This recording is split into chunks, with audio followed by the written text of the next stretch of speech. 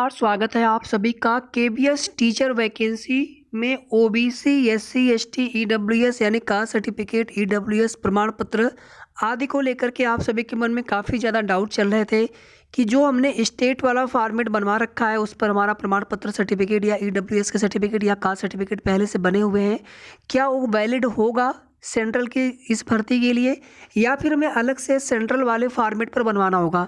तो यहाँ पर केवीएस की तरफ से ऑफिशियल नोटिस जारी करके सभी फॉर्मेट बता दिए गए हैं और आप सभी को इसी फॉर्मेट पर बनवाना है, क्योंकि आप मेहनत करके आप सेलेक्ट हो और फाइनल स्टेज पर आप पहुंचे डीबी के समय, डॉक्यूमेंट वेरिफिकेशन के समय अगर वहाँ पे कोई दिक्कत होगी तो समझ लीजिए सारी मेहनत बेकार हो जाएगी।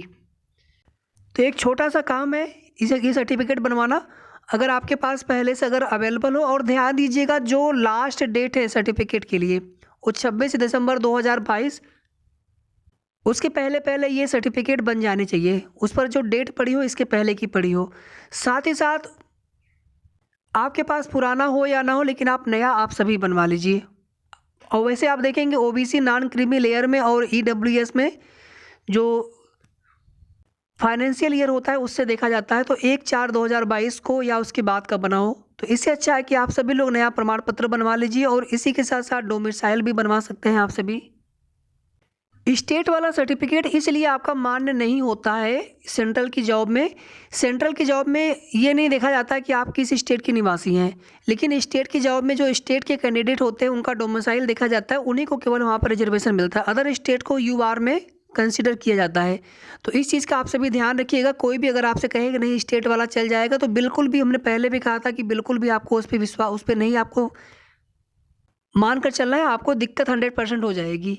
आप सेंट्रल वाला ही फॉर्मेट पर बनवा लीजिए। तो खैर यहाँ पर फॉर्मेट जारी हो चुका है, केबीएस की ऑफिशियल नोटिस ऑफिशियल साइट पर नोटिस आ चुकी है और आज से फॉर्म अप्लाई होने भी शुरू हो चुके हैं ऑनलाइन।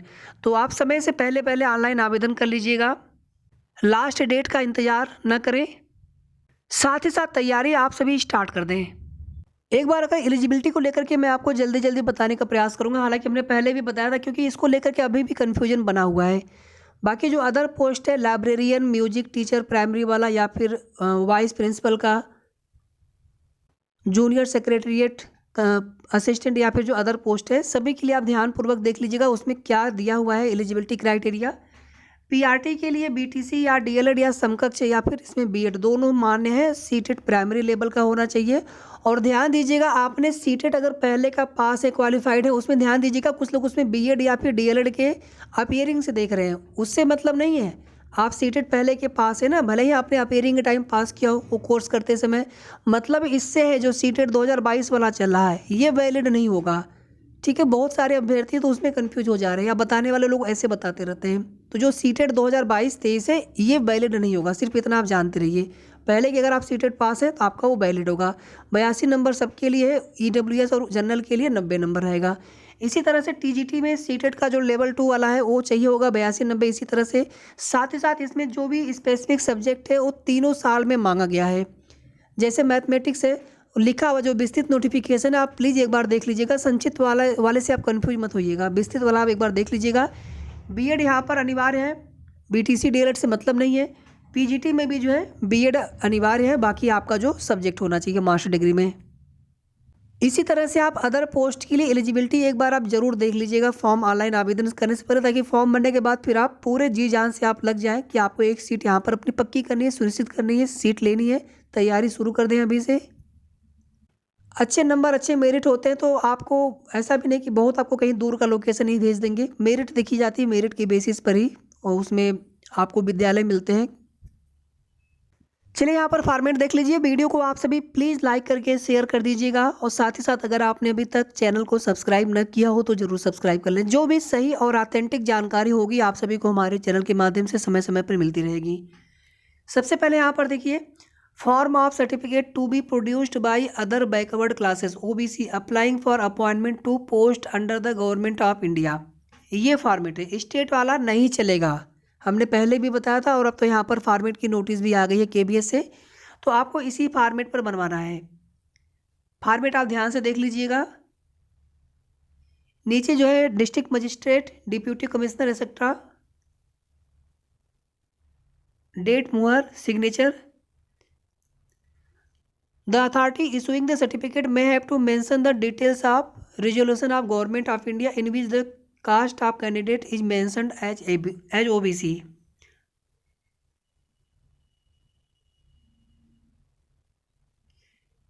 ठीक है, ये हो गया आपका ओबीसी के लिए। इसके बाद है यहाँ पर नीचे एससी और एसटी के लिए। एससी और एसटी दोनों के लिए ये सेम फॉर्मेट है। The format of certificate to be produced by scheduled caste and scheduled tribe candidates applying for appointment of post under government of India. Central government का ये फॉर्मेट है और यही फॉर्मेट चलेगा केबीएस की भर्ती में। ठीक है, ये पूरा फॉर्मेट हो गया। और नीचे यहाँ पर जो है जो अथॉरिटी या जो जो सक्षम प्राधिकारी इसको जारी करते हैं उनके नीचे डेट सिग्नेचर मुहर हो गया।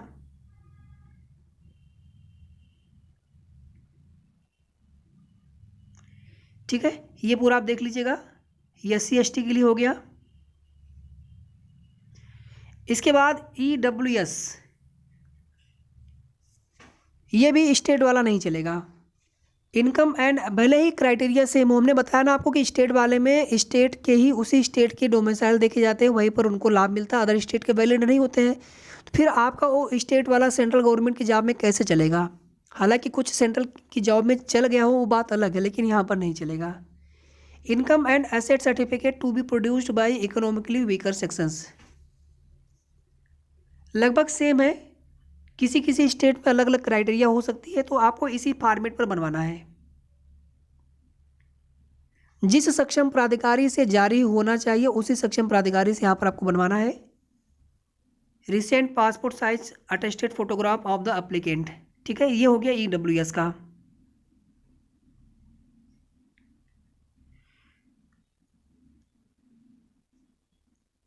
इनकम जो है पूरे फैमिली की देखी जाती है और हर तरह से जो उनकी इनकम होती है सबको उसमें इंक्लूड किया जाता है।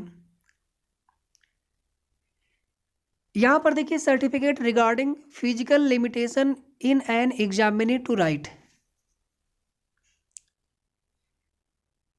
ये इसका फॉर्मेट हो गया।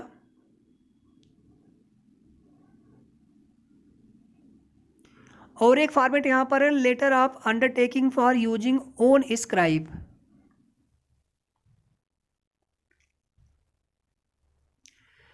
तो ये हो गए टोटल यहाँ पर 5 फॉर्मेट।